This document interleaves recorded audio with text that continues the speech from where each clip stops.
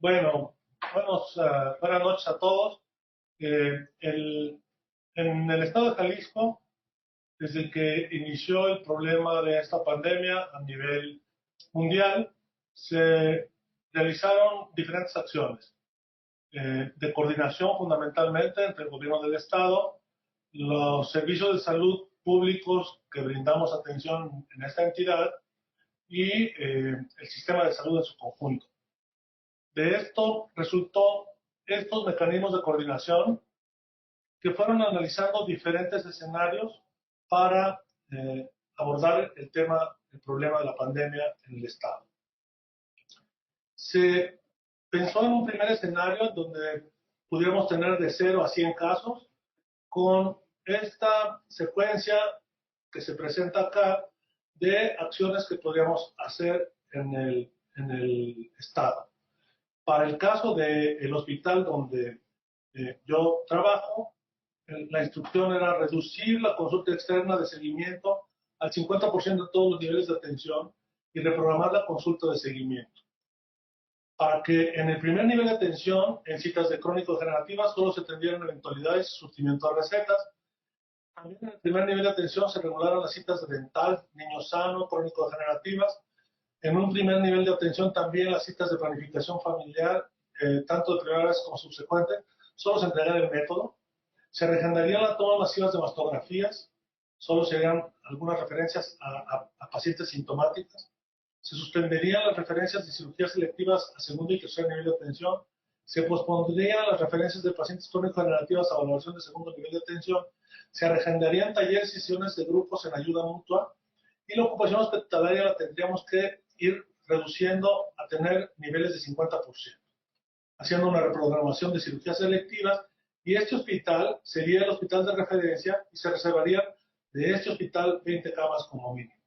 Se haría una verificación de áreas para su habilitación con ventiladores volumétricos y se ajustaría el personal de médicos internos y residentes de acuerdo a necesidades operativas.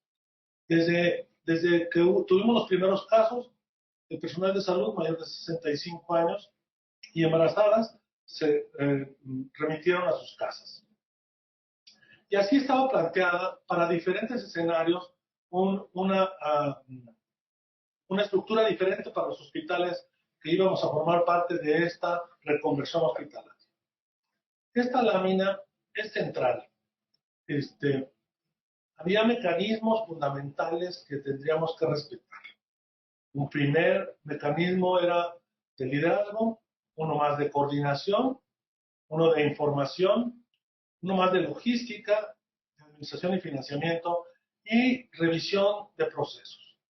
El primer tema de liderazgo central estuvo dirigido por nuestro secretario de salud en el estado y la coordinación por personas específicas de estas áreas, también del secretario de salud, la información por estas personas, la logística también por personal del secretario de salud y en la administración y financiamiento por una persona también de esa área. Es central tener estas acciones. Los mecanismos de coordinación determinan y establecen mecanismos de coordinación para la gestión de la respuesta y atención. Desde el punto de vista de información, es central manejar una sola información única que concentre todos los esfuerzos de todos los grupos de trabajo, de tal suerte que no se genere información falsa o que genere intranquilidad en los usuarios internos y externos al sistema de salud.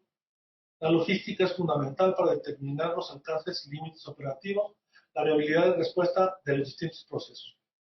Y fundamentalmente todo proceso, toda planeación requiere de insumos y de recursos financieros y para eso la administración y financiamiento.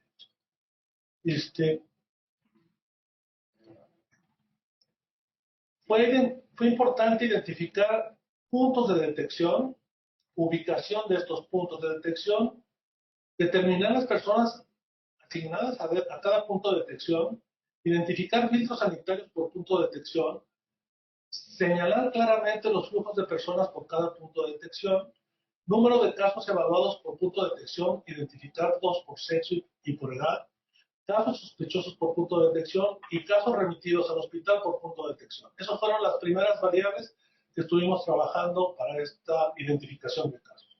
Respecto al diagnóstico, se identificaron los laboratorios con pruebas disponibles para laboratorio, personas trabajando, pruebas realizadas, pruebas positivas, algunas pruebas realizadas para influenza que de alguna manera tienen vínculo con sintomatología de este problema de salud que nos ataca en esta pandemia, pruebas realizadas para neumonías atípicas, consumibles disponibles, consumibles utilizados y número de medios de traslado disponibles. Luego se definieron también para el manejo de casos, cuántos contactos y se definieron las variables para estar identificando casos aislados, dónde estaban domiciliadas, etc.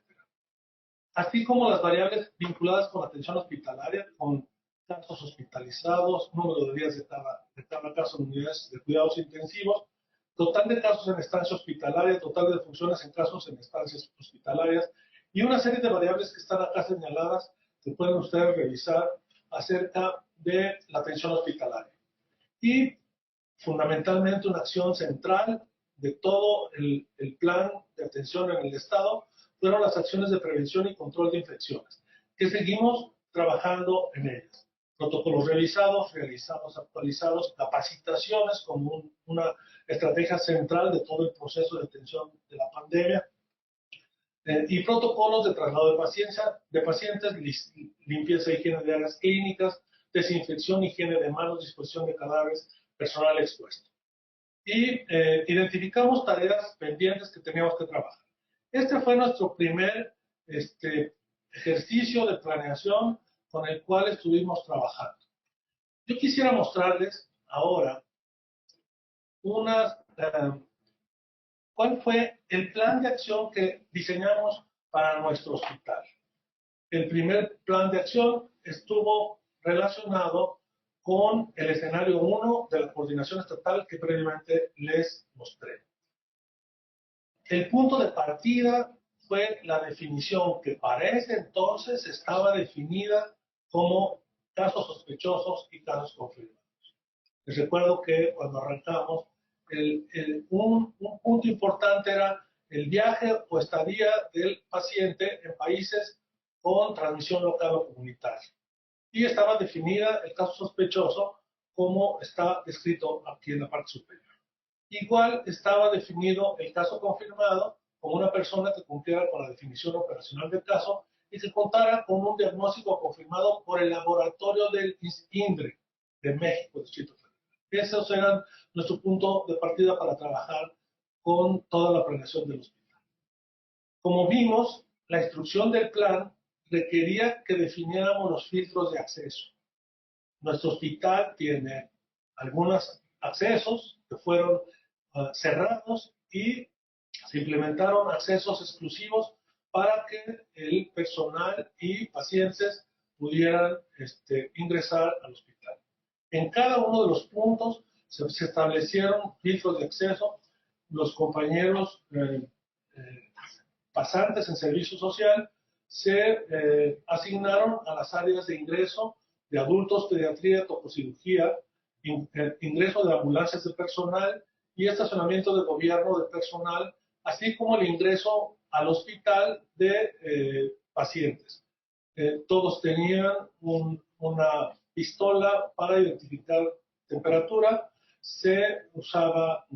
ellos estaban protegidos, como ven acá, y se ofrecía a todos los que ingresaban, tanto pacientes como trabajadores, tanto gel alcoholado, así como cubreboca para que todo el mundo ingresara al hospital en esos términos. Ese es el primer punto. Hicimos un flujo para estos pacientes, tanto para los pacientes de urgencias adultos, pediatría y tococirugía, y aquellos pacientes que tenían sospecha de coronavirus se pasaban a valorar a una unidad que definimos como unidad COVID-19 del hospital. El área de urgencias estaba identificado con un área de urgencia en el aislado 4, exclusivo para atender pacientes sospechosos o sospechosos de COVID. En el área de urgencias adulto también tenemos un aislado exclusivo para esos fines y un área de urgencias, en el área de urgencias tococirugía, un expulsivo y un quirófano totalmente bloqueado solo para la atención de esos pacientes. Tenemos ventiladores volumétricos para cada cama en esta estructura. Y estaban identificados también los criterios de ingreso y fueron distribuidas las precauciones estándar, las precauciones por contacto y las precauciones por gotas para que todo el mundo dentro del hospital lo respetara. En el área de urgencias definimos un algoritmo para su manejo y disponíamos en uno de los pisos del hospital, prácticamente todo el piso 12, se bloqueó para la atención de pacientes que fueran sospechosos en el caso de adultos. El piso 3 para el caso de pediatría y la terapia intensiva como para aquellos pacientes que tuvieran necesidades de recibir atención ahí.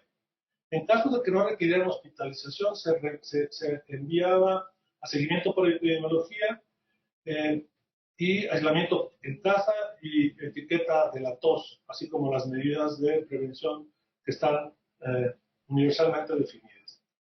En hospitalización en piso, el piso 12, como les comentaba, dejamos 16 camas exclusivas para esa atención en esta primera etapa. En el piso 3, que es de pacientes pediátricos, les decía, dejamos 4 camas exclusivas y en la terapia intensiva de adultos 5 aislados y en la pediátrica 3 aislados. Hicimos un flujograma de atención para casos sospechosos y un flujograma de atención para la paciente que estaba embarazada y que requería alguna atención y que estaba vinculado con sospecha de COVID. Este fue el flujograma de atención para el recién nacido del hijo de madre con sospecha confirmado de COVID y se identificaron auxiliares de diagnóstico que requerían como barrera de aislamiento, tarjeta estándar más contacto más gotas. Si el paciente requiere un estudio de imagen, definimos también una instrucción para que el paciente transitara por el hospital y evitar el contagio con el resto de pacientes. Todo el personal uso equipo de protección. Se definieron algunas estrategias de salud pública desde la dirección y la administración con control de suministros, coordinación de recursos, monitoreo constante de recursos disponibles y en el departamento de dietología, acciones específicas de higiene de alimentos, uso de material desechable, ingreso y egreso de alimentos por medio de enfermería a las áreas estas que fueron definidas como para atención exclusiva de COVID. Trabajo social y psicología brindaron desde el principio de la pandemia apoyo emocional y consejería en crisis, orientación telefónica a familiares y contactos y manejo de crisis para familiares, personal de primera línea con atención a estos casos. Este fue lo que definimos en una primera etapa. Yo quisiera presentarles ahora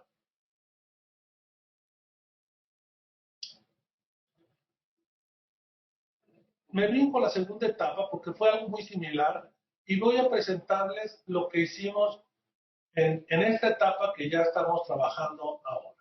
Miren, para estas alturas ya se había modificado la definición de casos sospechosos. Evidentemente, este cambio en la definición de caso sospechoso está vinculado con la distribución epidemiológica ahora de la enfermedad, que no estaba vinculado ya solamente con aquellos pacientes que habían tenido contacto con personas en el extranjero o que habían viajado al extranjero. Esta definición operacional aumentó exponencialmente el número de casos que deberíamos de atender en las diferentes áreas. Fueron definidos en estos términos, sigue siendo vigente esta definición de caso sospechoso y de caso confirmado hasta la fecha y lo seguimos abordando como parte de el proceso de atención de pacientes en el hospital. Como les decía, en una primera presentación, de las primeras etapas, pues estas fueron superadas, porque pasamos de 0 a 100 casos. En el caso de Jalisco, aún sin llegar a los 500 casos, nosotros nos pasamos de una buena vez a trabajar como si ya tuviéramos un proceso de alta prioridad en el Estado. Esto implicaba, en primer punto, que la consulta externa de seguimiento en caso de eventualidades se otorgaría solo en el primer nivel de atención. Prácticamente en este hospital suspendimos la consulta externa de especialidad. Solo damos atención de urgencias. Se desocupó por completo el Hospital General de Occidente, Soquipan. En el caso nuestro, fueron un hospital, como son hospitales de referencia, también fue desocupado prácticamente en un 60% todo el hospital. Tenemos porcentajes de ocupación que oscilan entre 20 y 40% en estos días. Se da atención de urgencias en nuestro hospital hermano, el Hospital Civil Fray Antonio Alcalde. También nosotros atendemos urgencias que son imposibles de negar su atención, pero aislados del área que actualmente la tenemos identificada como pisos exclusivos COVID. Solo se realizan cirugías de urgencia. Pacientes obstétricas son derivadas a hospitales del sistema de salud estatal y algunos que vienen de manera urgente también son atendidos acá. En términos generales, esto se ha reducido a su mínima expresión. Igualmente, no podemos negar la atención a pacientes obstétricas. Se reservaron más de 200 camas en el Hospital Civil Juan y Menchaca. Prácticamente nosotros tenemos identificadas 373 camas disponibles para atender pacientes con sospecha o confirmados de COVID. Se ajustó al personal de médicos internos y residentes de acuerdo a necesidades operativas.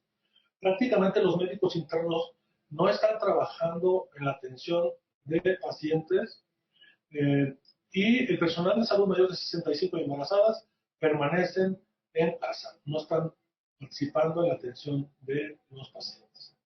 Estos son los filtros de acceso que siguen vigentes y este fue el flujo que damos para pacientes con casos sospechosos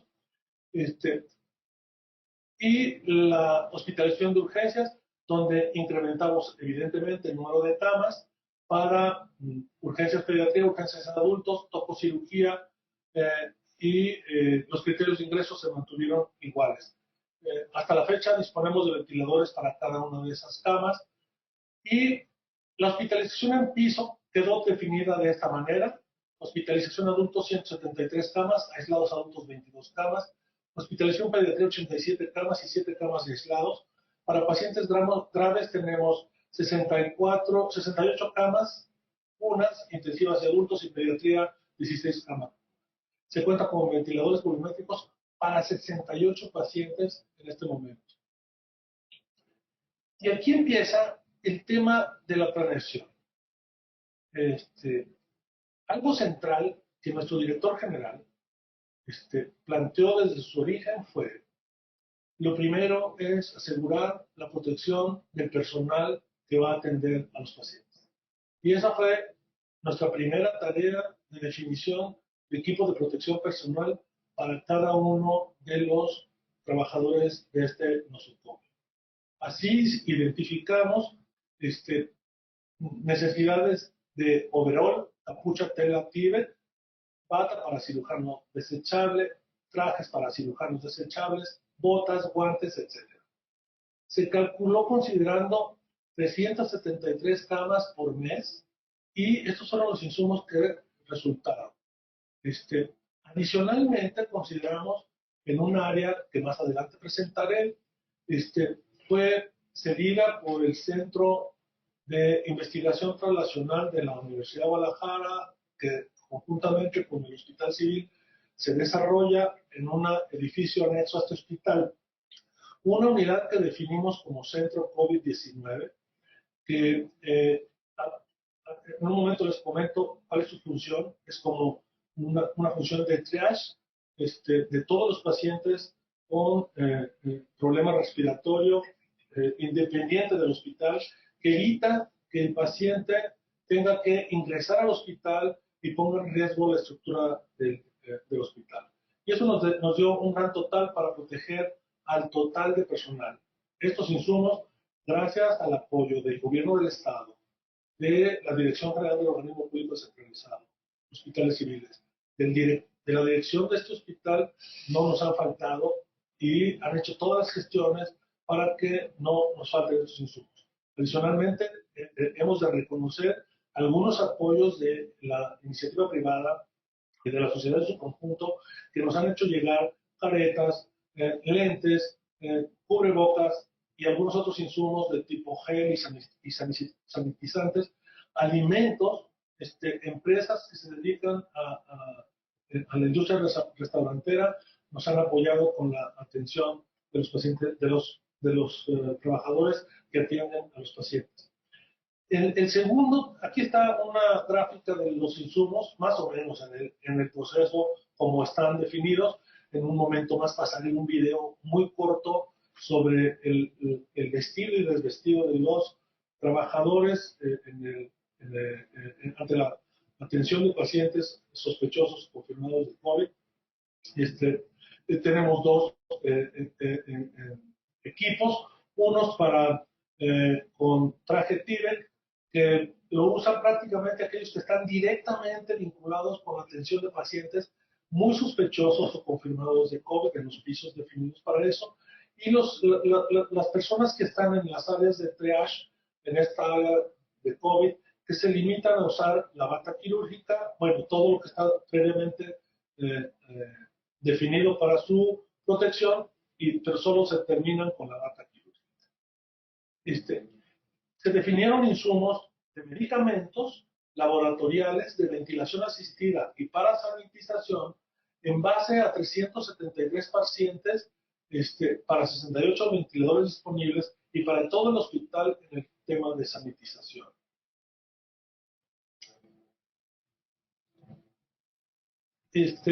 Cada día hacemos un trabajo que nos permite identificar cuál es el escenario al que nos estamos enfrentando. Este es el corte que hicimos el día de hoy, 24 de mayo a las 11 horas. Seguramente que el día, 24 de abril, seguramente que el día que esté transmitiéndose este video, que será el lunes, estas cifras habrán cambiado. Pero, miren, les cuento. Este viernes estamos a nivel mundial con cerca de 3 millones de casos confirmados, 2.7 millones de casos y cerca de 200,000 defunciones. Seguramente de las 11 de la mañana, a la hora que estamos filmando, esta foto ya cambió. Ustedes pueden acceder a una aplicación que nos ha sido de mucha utilidad, que es de la Universidad de Harvard, y de ahí sacamos esta información día a día. Eso nos permite identificar la letalidad por cada 100 casos. En el caso de letalidad, el país con la más alta letalidad está el día de hoy, Bélgica, que se ha mantenido los últimos 10 días. Le sigue Francia, Italia y Reino Unido, y Estados Unidos está lenta y progresivamente incrementando su letalidad. Para el caso de México, nuestra tasa de letalidad es de 9.19. En el caso de la morbilidad, que esta lámina está ordenada en función de morbilidad por 100,000 habitantes, la mundial es de 35, la de España es de 470 por cada 100,000 habitantes y la de México es de 9. En cuanto a la mortalidad, aún no tenemos unas cifras alarmantes, estamos por abajo de la media mundial, pero como lo han señalado las autoridades federales, es probable que en la primera quincena de mayo tengamos incrementos importantes en el número de casos como en la mortalidad. Esto pasa cuando revisamos ahora lo que nos reportan los datos abiertos de COVID-19, que son datos oficiales de la Secretaría de Salud Federal. Está en esta tabla en orden descendente el que tiene la mayor morbilidad. Hoy la ocupa el primer lugar la Ciudad de México, las dos Bajas Californias y Quintana Roo, así como Tabasco, que igual estos 5 estados se han mantenido a la cabeza en esta pandemia a nivel estatal. Jalisco está ubicado en el lugar 23, ocupa el lugar 26 para el caso de mortalidad y el lugar 25 para el lugar por letalidad. La siguiente lámina habla del índice de pruebas. Quisiera regresarme a la primera lámina de países. Miren, no hay disponibilidad, o al menos nosotros no lo hemos identificado día a día, de cuántas pruebas está haciendo cada país. La que estamos registrando acá en esta lámina sí es diaria, porque está actualizándose diaria, para el caso de Estados Unidos, en donde ellos tienen 1.418 pruebas por 100.000 habitantes, con una tasa de positividad de 19. México, que también la tenemos actualizada en función de los datos que estábamos viendo en la lámina que estaba antes presentando, apenas hacemos 56.000 pruebas para un promedio de pruebas de 44 pruebas por cada 100.000 habitantes.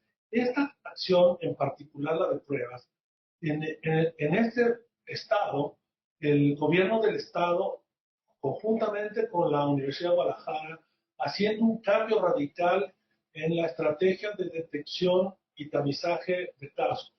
Se mantiene el modelo que la federación ha instruido a las entidades para que a uno de cada 10 sospechosos se le haga una prueba. Para el caso de Jalisco, a todos los sospechosos les estamos haciendo prueba. En un programa que se denominó en el estado Radar, que ha permitido incrementar el número de pruebas. En el estado tenemos un área en donde en automóvil, con una cita previa, la persona puede llegar en su automóvil y sin bajar del automóvil le son tomadas pruebas de PCR. Esto se refleja en estas dos últimas renglones de esta tabla, en donde tenemos lo que está reportando la Universidad de Guadalajara en este programa Radar, y que en términos generales, en estos primeros días que tenemos de trabajo, prácticamente una semana, se han realizado muchas más pruebas que las que veníamos realizando normalmente en la entidad. Y esto es lo que sucede con la letalidad en el estado de Jalisco, que es otro tema que uno tiene que estar revisando. Miren, las defunciones reportadas por municipio, prácticamente tenemos estos municipios con casos reportados, 19 muertes. Del 22 de abril al 23 de abril, este incremento del número de casos, que son pues inaceptables, porque en términos generales, si hacemos más acciones de que socialmente permanezcamos en casa, seguramente esta incidencia podría disminuir aún más. Esto pudiera ser el reflejo de lo que ha sucedido en los últimos 10 días de gente que no acató las disposiciones de quedarse en casa. Hacemos un mapeo de lo que sucede en el estado y podemos identificar en rojo aquellos municipios que tienen entre 50 a 100 casos. En café, el municipio de Puerto Vallarta, que tiene entre 26 y 50 casos. El municipio de Tonalá, que tiene entre 11 y 25 casos. Cuautla, que es un municipio que tiene 10 casos. Y el resto de municipios que están entre 1 a 5 casos. La gran mayoría con un caso o 2 casos a lo sumo. Esta es la tendencia que está sucediendo en municipios que se van incorporando día a día en el estado de Jalisco. Y hicimos un ejercicio comparando Suiza e Israel, que tiene una población muy parecida a la que tiene el estado de Jalisco. Y comparamos como si el primer día de la epidemia en los tres países, en los dos países y en el estado de Jalisco. Y vemos la curva que presenta en gris acá Israel, en verde la que presenta México como país, que tiene un comportamiento, si se fijan, muy similar al que está presentando Israel. Esta de Suiza, y vean lo que pasó con Jalisco. Tenemos un aplanamiento de la gráfica a partir de que en México, en Jalisco, nosotros iniciamos por disposiciones del gobierno del Estado, en conjunto con el sistema de salud del Estado, una suspensión de clases y de actividades generales a partir del 17 de marzo. Que es evidente cómo hay una reducción en la línea ascendente que tenía este comportamiento y que después de estas acciones se ha venido reduciendo. Esto es lo que sucede cuando comparamos ahora a los estados, a los 10 estados, 5 que tienen las más altas tasas y 5 de los que tenemos tasas no muy altas de movilidad.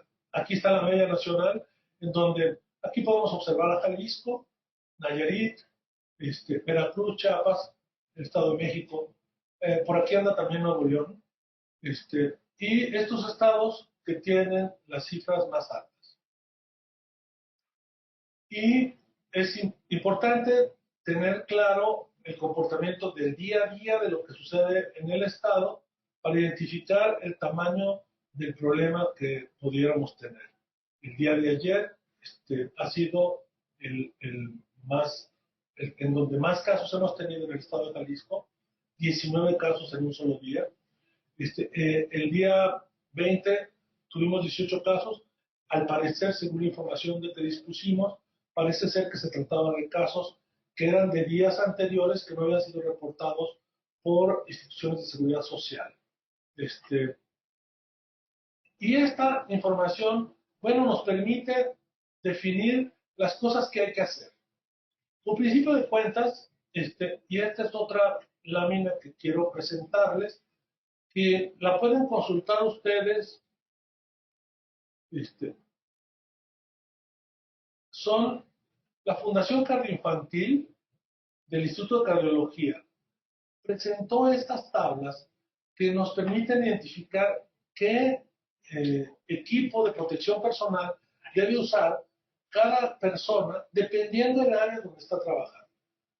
Es frecuente que todo el personal quiera andar extremadamente protegido. Creo que esto está vinculado mucho con la capacitación o no del personal. Una tarea central que hemos hecho en este hospital, el equipo de trabajo de epidemiología, la subdirección médica, enfermería, trabajo social, de camillería, intendencia, todo el mundo ha sido capacitado en el uso del equipo de protección personal. Si no está convencido el propio personal de una unidad hospitalaria de qué necesita protegerse, de qué equipo tener, dependiendo del área en que está, entonces eso genera, por un lado, consumos innecesarios de recursos que pueden hacernos falta después, o equipamiento inadecuado que lejos de ayudarle al trabajador, le puede perjudicar en su salud personal. Entonces, les dejo esta información que puede ser de utilidad para la toma de decisiones de ustedes. Prácticamente uno debería de tener claro algunas acciones vinculadas con esta protección. Quiero presentarles ahora un video de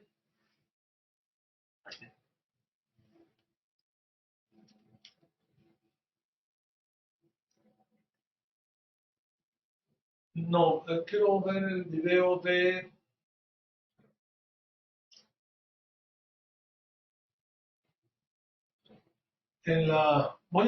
permítanme porque me salí y lo perdí.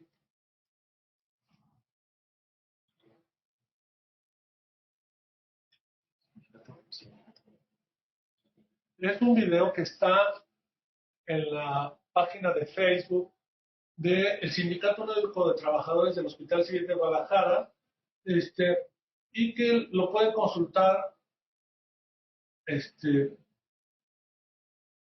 Ahí está el plan que les acabo de mostrar, y en este está particularmente el plan Radar Jalisco que les hice mención.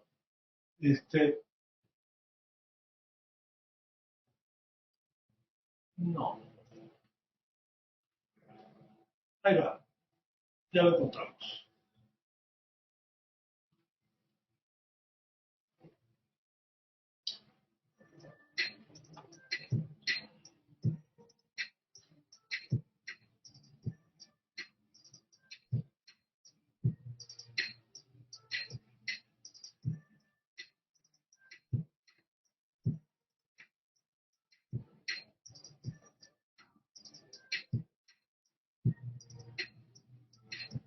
Seguramente que ustedes tienen acceso a otras páginas, eh, cualquiera es útil. Busquen páginas que sean reconocidas y que no les muevan sus ideas y sus conocimientos. Esta está hecha a partir como vean allá, de situaciones que ha presentado la Organización Mundial de la Salud, CDC de Atlanta, entre otros. Lo que estamos viendo es una simulación.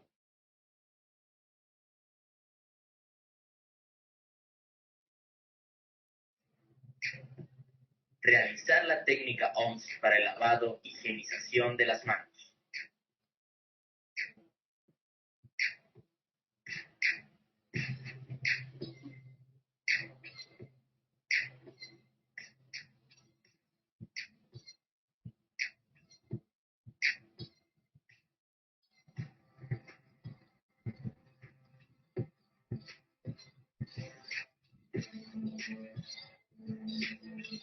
Conoce las precauciones estándar y basada en mecanismo de transmisión.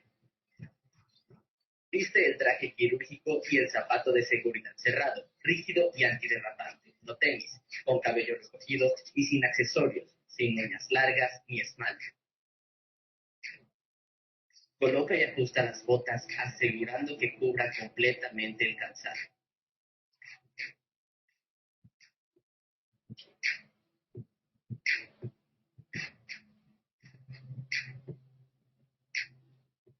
Elige una bata que cubra todo el torso y los brazos hasta la muñeca. Ajusta por detrás a la altura del cuello y la cintura.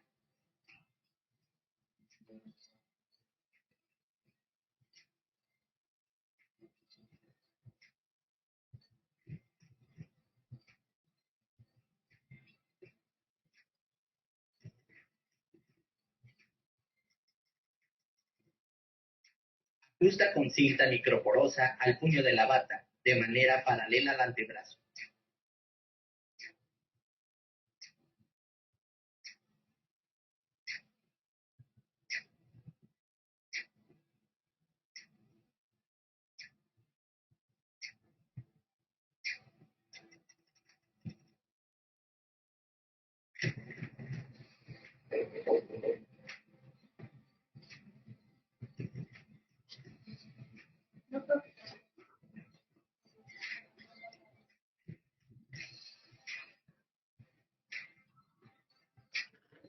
Verifica que los lentes de seguridad o careta estén en buen estado. Coloca los lentes de seguridad o careta sobre la cara y ojos. Ajusta los brazos y el puente nasal para evitar caída o que estorben. Verifica que no interfiere con el sellado del respirador. Es posible que, de acuerdo a una previa evaluación de riesgo, el usuario requiera reemplazar los lentes de seguridad por una careta. Se coloca el gorro quirúrgico o cubrecabello de resorte ajustable, cubriendo las orejas y la totalidad del cabello. Se asegura que el gorro quede por encima de las varillas de los lentes y bandas del respirador o mascarilla. Se coloca los guantes en cada mano. Extiende los guantes para que cubran la parte del puño de la bata.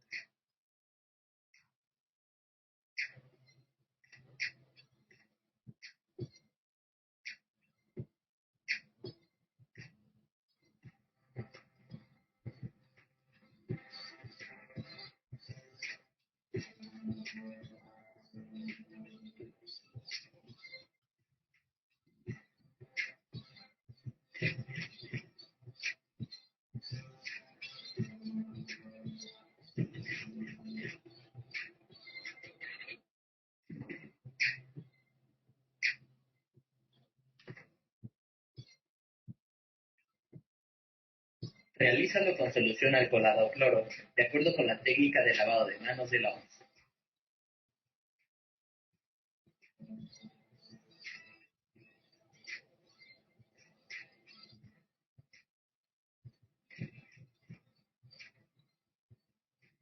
Asume siempre que el exterior de los guantes está contaminado. Retira el segundo par de guantes antes de quitarse la bata desechable. Toma la parte exterior de uno de los guantes con la mano puesta y quita cuidadosamente de forma que se vaya volteando de adentro hacia afuera. Sostiene en la mano enguantada el guante que se quita. Desliza los dedos de la mano que solo tiene un guante por debajo del segundo guante de la otra mano a la altura de la muñeca.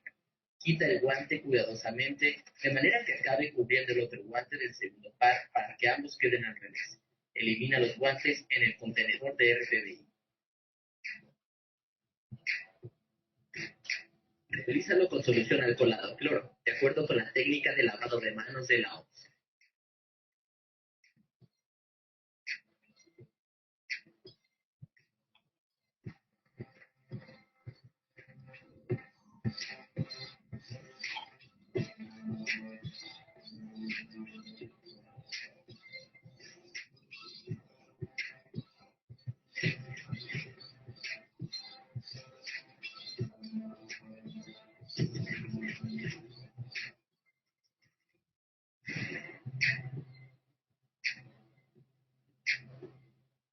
Asume siempre que la parte delantera de la bata y las mangas están contaminadas.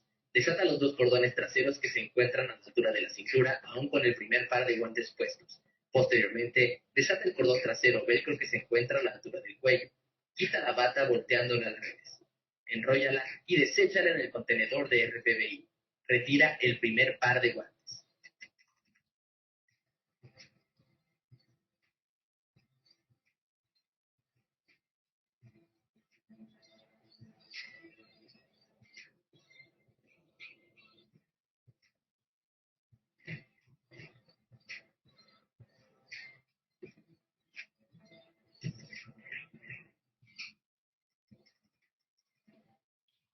Ahí voy a pararla. Pueden consultarla en la página del Sindicato de Trabajadores, Sindicato Único de Trabajadores del Hospital Civil de Guadalajara.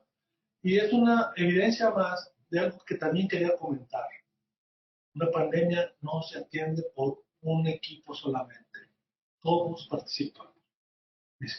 Yo agradezco tener la oportunidad de trabajar en este estado con estos equipos de trabajo, donde el sindicato, directivos de la más alta jerarquía en la estructura del organismo público centralizado, y el señor gobernador y su equipo de trabajo han facilitado que todo este proceso se dé en los mejores escenarios. Quisiera terminar la charla presentando una información de cómo trabajamos en el área COVID.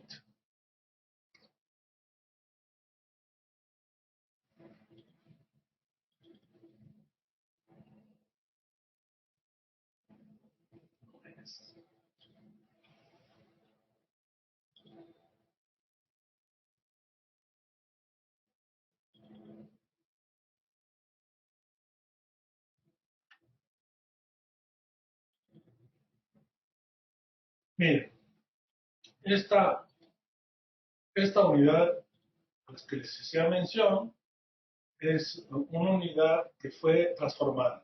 Era el Centro de Investigación en Medicina Transnacional de la Universidad de Guadalajara, y ante la pandemia nos fue facilitado para hacer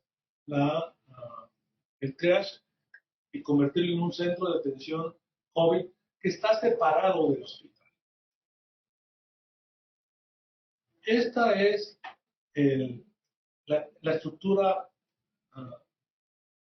arquitectónica de este centro de atención COVID. Este ingreso y este ingreso dan exactamente que hay una calle, una rampa, y enfrente está el ingreso al edificio del hospital. Esto hace pues que estén de manera aislada totalmente del hospital. Estos son vestidores hombres, un centro de vigilancia epidemiológica. Nuestro equipo de epidemiólogos se trasladó acá y acá está trabajando ahora. Y están las diferentes áreas. Miren, este es el ingreso de personal a esta área. El personal ingresa a esta área, llega al área de vestido, vestidor de hombres, vestidor de mujeres, llega con su ropa de calle, normal, y aquí se le dota del equipo de protección personal. Empieza con su filipina, pantalón, y de ahí guarda sus insumos en sus lockers, y regresa para ingresar por esta ruta al siguiente nivel. Esta es la ruta que les comentaba, viene por aquí, ingresa aquí y se va hasta acá, a esta área donde es el área para vestir con el equipo de protección personal, como lo vimos en el video anterior. De hecho, en esa área fue donde ustedes vieron el video. Una vez que están vestidos, los trabajadores que ingresan a atención de pacientes se vienen en esta línea roja, transitan hacia acá, ingresan por este lado. Y este es el área donde están esperando la atención, el llamado para atender pacientes. Tenemos un área para toma de muestras y un área para retirar el equipo de protección personal una vez que terminaron su jornada de trabajo. Este otro ingreso es el ingreso para pacientes. Nosotros tenemos un filtro inicial donde está un vigilante con cubrebocas, entrega cubrebocas, aplica gel a los pacientes que son derivados de las áreas de urgencia del hospital o referidos de manera voluntaria a ser atendidos en esta área, valorados en esta área. Tenemos una área de recepción aquí. En este lugar está un asistente social, está vestida, pero no con un vestido completo, está vestido con su careta de protección, gogles, o eventualmente solo la careta, cubrebocas y guantes y su equipo. Registra al paciente con sus datos generales y le asigna uno de los 5 consultorios que tenemos acá para ser atendido por el personal de salud que está acá dentro. Cada consultorio tiene acceso por un lado y por otro. Cuando está un paciente acá, la enfermera toma signos vitales, el médico hace la valoración, aplica el algoritmo y toma decisiones. Si el paciente requiere una muestra, entra y es tomada la muestra en esta área. Termina la atención y sale el paciente para acá. Este es el flujo que está definido para la atención dentro de este hospital. Y hay un flujo específico, como les señalaba, para que todo el personal que participa en este centro, en esta unidad COVID, esté totalmente protegido. Ninguna persona entra a esa unidad sin la protección adecuada. Miren, este es el personal que está trabajando en diferentes turnos. Cada turno tenemos dividido en 2 turnos de 4 horas cada uno, porque estar encerrado y vestido con 8 horas contra el equipo es muy desgastante. Entonces, en este momento, donde todavía no tenemos un pico exagerado de tensión, es el equipo que está trabajando. Tenemos un personal que está trabajando en baja demanda, que son los que están en blanco. Hay personal que se puede incorporar perfectamente y todos están identificados para entrar a trabajar en la medida que se requiera en la unidad. El cálculo de insumos que hicimos fue considerando que todos estuvieran trabajando y que en esta unidad estuviéramos viendo por semana 1000 casos. A la fecha no estamos viendo más que alrededor de unos 200, 250 pacientes por semana. Pensamos que sí podremos llegar a atender hasta 1000 pacientes tan pronto la pandemia llegue a su cúspide. Identificamos insumos para esta unidad en particular y este es el trabajo que queríamos mostrarle a cada uno de ustedes a fin de que pues identificaran la manera en que hemos venido trabajando en esta unidad hospitalaria. Yo agradezco la participación de todos ustedes en este ejercicio. Es un ejercicio de planeación. Cuando uno no planea las cosas, le pueden salir mal. A veces cuando uno las planea, incluso planeándolas adecuadamente, uno puede tener graves errores. Cuando uno planea, tiene menor posibilidad de equivocarse. La planeación no la hace una persona, la hace un equipo de trabajo. Desde el director general nos ha instruido qué medicamentos usar, cuál es preferible sobre el otro. Hacemos cálculos, reajustamos. Es una pandemia que nos enseña a ser proactivos en el momento que se requiere y conforme los avances tecnológicos de conocimiento y las experiencias que otros países nos han venido generando para aplicar y evitar que nos suceda el tema que estamos aprendiendo.